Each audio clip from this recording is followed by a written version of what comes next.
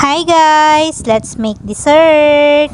Creamy mango tapioca nga pala ang gagawin kong dessert ngayon. At ito lang yung mga ingredients na gagamitin. First, nagpakulo lang ako ng tubig dahil ilalaga ko tong sago. Hinuna ko tong lutuin dahil mas matagal ito. At habang niluluto ko ang sago, ay lulutuin ko na rin tong gulaman. Naglagay lang ako ng 4 cups na water. Then, naglagay ako ng 1 sachet nitong Mr. Gulaman na mango flavor. At ito, pinagsabay ko na silang lutuin. May tira akong condensed milk, kaya nilagyan ko na rin yung gulaman. At nung kumulo na yung gulaman, ay nilipat ko na dito sa molder. Next naman ay ikakat ko lang tong mangga into cubes.